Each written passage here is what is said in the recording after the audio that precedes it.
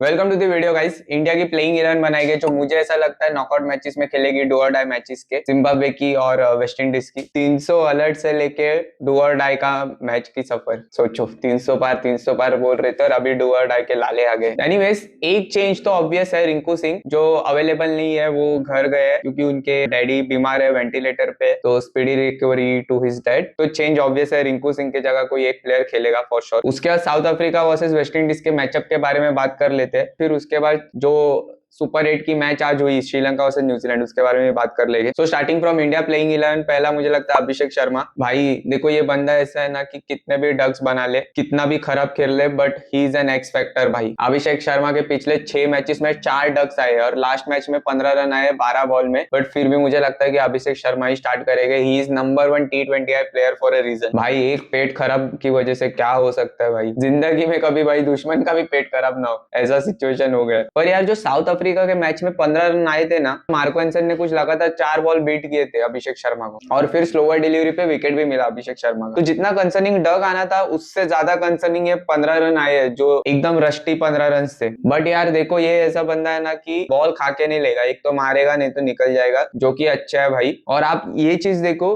कि जैसे इंडिया के पिचेस थे, ये सेम पिचेस दुबई में भी थे, ऐसे ही स्लो पिचेस थे, उतना ही बाउंस था, तो वहां पे इतना अच्छा खेले, यहाँ पे ऐसा खेल रहे। सेम कंडीशन में मुझे लग रहा है कि पिचेस तो सेम ही है एंड बाउंड्री भी मोर और लेस सेम ही है। उसके बाद भी अभिषेक शर्मा के ऐसा कंडीशन है भाई इंडिया के पिचेस पे, वहां पे प्लेयर ऑफ द टूर्नामेंट, यहाँ पे 3 duck back to back. But फिर भी यार मुझे लगता है कि अभिषेक शर्मा से ही स्टार्ट करना चाहिए, और जिस दिन अभिषेक शर्मा खेलेगे ना भाई, ऊपर से तोड़ेगा और मैच खत्म कर देंगे। एंड आई होप कि वैसा ही हो वेस्ट इंडीज और जिम्बाब्वे के अगेंस्ट, क्योंकि अभी सिर्फ जीतना नहीं है, अच्छे रन रेट से भी जीतना है। जैसे वेस्ट इंडीज ने 5 पॉइंट का लीड ले ली है रन रेट का, तो उसके बाद अच्छे रन रेट से जीतना होगा जिम्बाब्वे के अगेंस्ट एटलीस्ट। फिर नंबर 2 पे मैं रखूंगा Sanju, followed by number 3 Ishan Kishan. Yes, मैं तिलक वर्मा को ड्रॉप कर रहा हूँ। इसका रीजन यही है कि भाई तिलक वर्मा के स्पिन के अगेंस्ट रन नहीं आ रहे। तिलक वर्मा ने आपको पता है 45 रन मारे against spin in this world cup. कितने बॉल में? 48 बॉल में, मतलब 98 के स्ट्राइक रेट से स्कोर किया है, वो भी 45 रन से। शायद इंजरी की वजह से उनके गेम में कुछ हो गया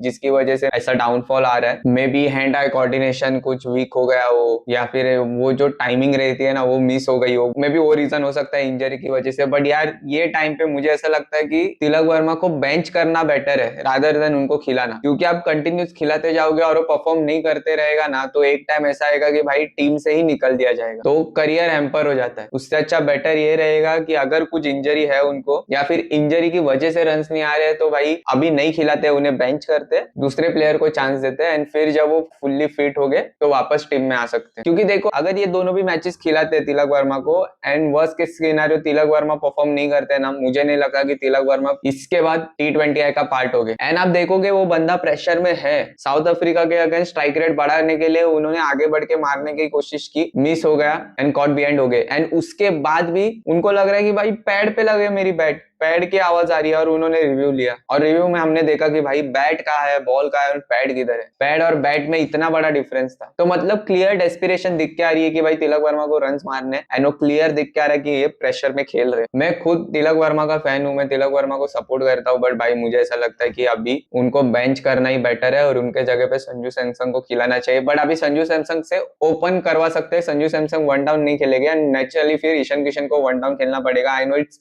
hard on Ishan Kishan, but Ishan Kishan one down खेलते हुए आ रहे थे न्यूजीलैंड की सीरीज में। ईशान किशन वन डाउन खेले, वहां पे उन्होंने अच्छा किया। एंड संजू सैमसन का कैसा है, ओपन में खेलना बहुत इजी रहता है, एंड वो पहले से ही ओपन में अच्छा करते आ रहे। उन्होंने 2 या 3 सेंचुरी मारी है जब वो ओपन करते थे, तो भाई वो उनकी नेचुरल पोजीशन है, संजू सैमसन को वहां पे ही खिलाना चाहिए। और मैंने ये भी पढ़ा था, क्रिकबज की न्यूज थी कि संजू सैमसन, तिलक वर्मा, सूर्य कुमार यादव तीनों ने भी बहुत प्रैक्टिस की है स्पिन के अगेंस्ट। अभी पता नहीं कौन खेलेगा, मेरे हिसाब से पहले 3 तो ये रहने चाहिए। एंड जब संजू सैमसन खेलते हैं तो भाई वो लेफ्टी राइटी कॉम्बिनेशन भी जो है वो भी एक मेंटेन हो जाता है फिर, क्योंकि फिर देखो अभिषेक शर्मा खेलेंगे अलॉन्ग विद संजू सैमसन, फिर ईशान किशन खेलेंगे, फिर सूर्य कुमार, तो लेफ्ट राइट मेंटेन होता है। फिर 4th नंबर पे मेरे लिए सूर्य कुमार है। सूर्य कुमार का भी यूएसए की इनिंग छोड़े तो कुछ खास परफॉर्मेंस आया नहीं है भाई, एंड यूएसए के इनिंग्स के बाद उनका परफॉर्मेंस ड्रॉप ही होते जा रहा है। यूएसए के अगेंस्ट 84 नॉट आउट, 49 बॉल, उसके बाद 34 28 बॉल नेदरलैंड के अगेंस्ट, पाकिस्तान के अगेंस्ट 32 इन 29 बॉल, और नामीबिया के अगेंस्ट 12 इन 13 बॉल्स। तो उनका ग्राफ भी धीरे धीरे धीरे नीचे ही आ रहा है भाई ये वर्ल्ड कप में। एंड सूर्य कुमार के भी कुछ खास रन्स लगे नहीं है अगेंस्ट स्पिन। इंडिया इतना डॉट बॉल खेल रही है, तिलक वर्मा सूर्य कुमार ने मिलकर इतने डॉट बॉल्स खेले अगेंस्ट स्पिन, मुझे लगता नहीं कि कोई दूसरे टीम ने इतने खेले ये वर्ल्ड कप की बात करें तो। एंड यूएसए का भी आप देखोगे 15 रन पे कैच छूटी थी सूर्य कुमार की, जो शुभम रंजन है उन्होंने 15 रन पे कैच छोड़ी थी, जिसकी वजह से फिर उन्होंने वो 84 रन मारे। मैं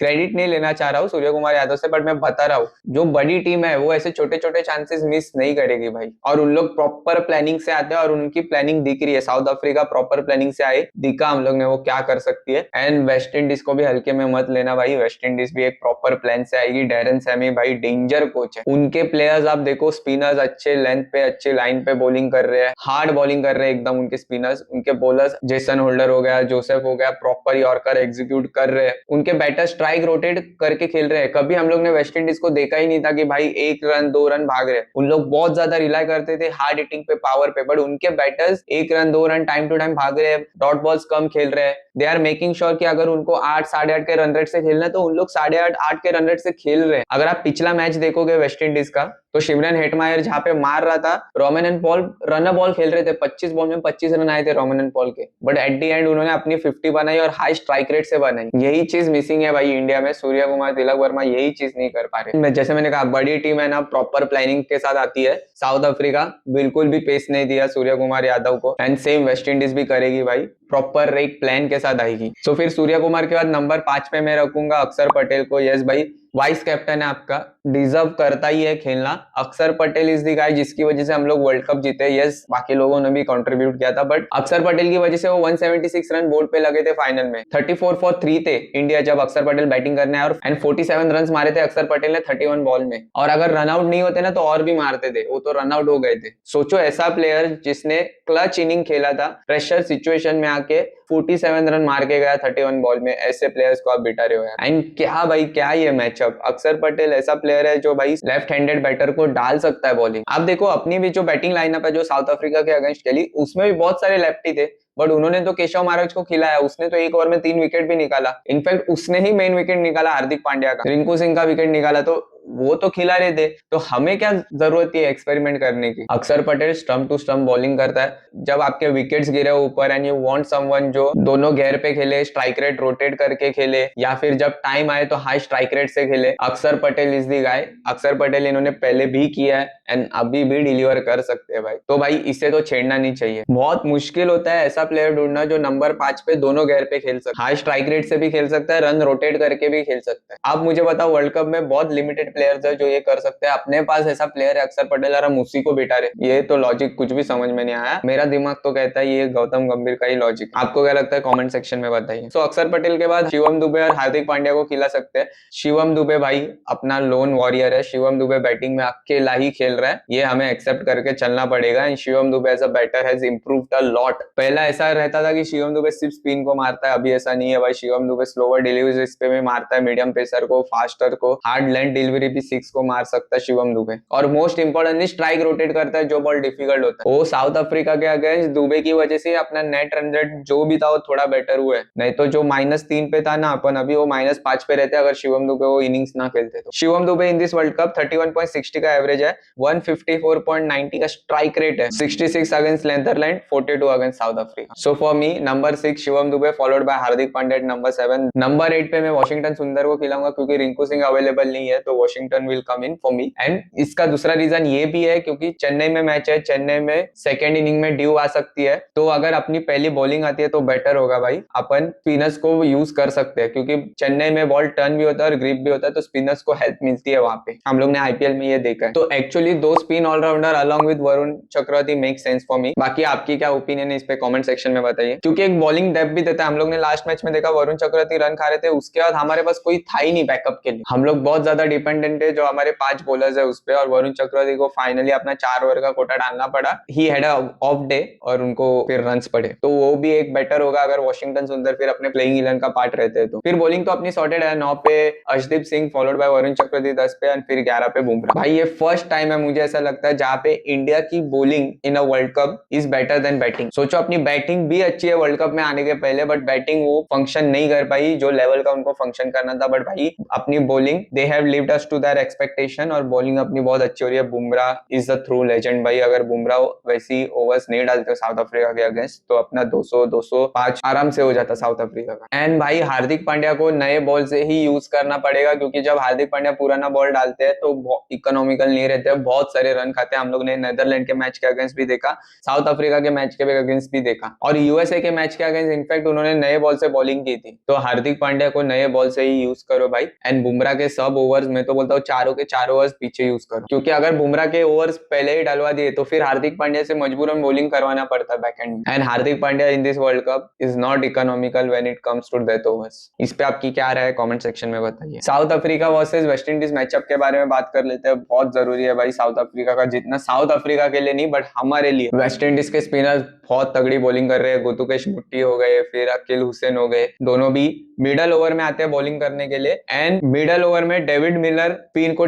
अच्छा खेल लेते हैं, रायल रिकल्टन स्पिन को अच्छा खेल लेते हैं। तो इन लोग दोनों मिडल ओवर में अगर ये दोनों बॉलर्स के ओवर्स निकाल लेते हैं, अकील हुसैन और गुतुकेश मुट्टी, तो बहुत बेटर रहेगा ब्रेविस के लिए, क्योंकि ब्रेविस स्पिन को अच्छा नहीं खेलता और ब्रेविस जितना लेट आएगा उतना साउथ अफ्रीका के लिए अच्छा है। एक तो स्पिन के पॉइंट ऑफ व्यू से, और दूसरा जो साउथ अफ्रीका की पीछे की बैटिंग है, जैसे कॉर्बन बॉश हो गया, फिर मार्को यानसन हो गया, लिंडे हो गया, इन लोग परफॉर्म नहीं किए भाई। इन लोग ये वर्ल्ड कप में अच्छा नहीं खेले from a batting stand point of view. तो बिकॉज इनकी बैटिंग आई भी नहीं है, इन्होंने बैटिंग में कुछ खास किया नहीं है, तो ब्रेविस जितना लेट बैटिंग के लिए आएगा उतना बेटर होगा। एंड उसके ही बिल्कुल अपोजिट भाई वेस्ट इंडीज है। वेस्ट इंडीज के जो पीछे के बैटर्स है, सब लोग ने बैटिंग की और सब लोग ने हाई स्ट्राइक रेट से रन मारे। आप रोमन शेफर्ड ले लो, आप जेसन होल्डर ले लो, आप फोर्ट ले लो। लास्ट मैच में तो रोमन शेफर्ड ने 10 बॉल में 20 कुछ मारा, 20-21 रन मारे। तो यही है भाई, वेस्ट इंडीज सिर्फ बॉलिंग अच्छा नहीं कर रही है, वेस्ट इंडीज के जो जितने भी बैटर है सब बैटर हाई स्ट्राइक रेट से मार रहे, बैटिंग कर रहे। और इंडिया की सिर्फ दिखने के लिए 8 नंबर तक बैटिंग है, बट भाई रिंकू सिंह परफॉर्म नहीं कर पाया है बैटिंग में, तिलक वर्मा, सूर्य कुमार। सो ये एडवांटेज है भाई वेस्ट इंडीज पे। वेस्ट इंडीज के बैटर बहुत तगड़े। एंड आपको क्या लगता है किसके चांसेस ज्यादा है जीतने के, साउथ अफ्रीका के वेस्ट इंडीज के? कमेंट सेक्शन में बताइए।